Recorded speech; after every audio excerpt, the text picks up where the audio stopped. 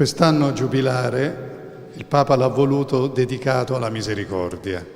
E la misericordia non è semplicemente provare compassione per i poveri, ma significa condividere con i poveri la loro passione. Significa veramente quello che la parola compatire significa. Non basta un'elemosina, non basta un momento. È la vita che deve diventare una casa in cui i poveri possono essere ospitati.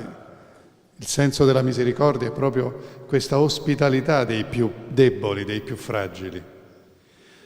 Anche perché l'uomo, dice il Salmo 26, nella prosperità non comprende, c'è come gli animali che periscono.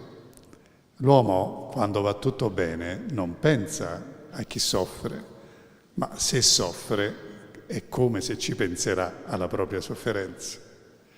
Purtroppo è così. E le opere di misericordia in realtà non sono altro che la testimonianza dell'amore di Dio che il cristiano dovrebbe vivere normalmente. Il giudizio finale, ci dice Gesù, sarà su questo. Non sarà sui nostri peccati, pensate, ma sull'amore che non abbiamo dato, il peccato fondamentale, che porta dietro tutti gli altri.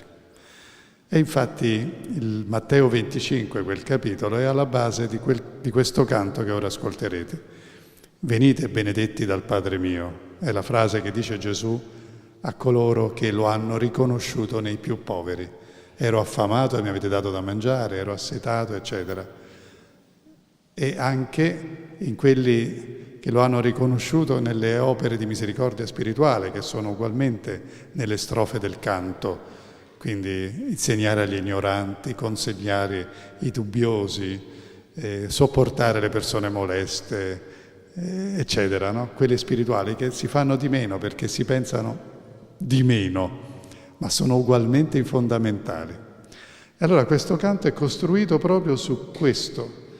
È Gesù che ci dice benedetti, venite benedetti, perché dice ero affamato e mi avete saziato. Ovvero ero un povero e mi avete donato ciò di cui avevo bisogno.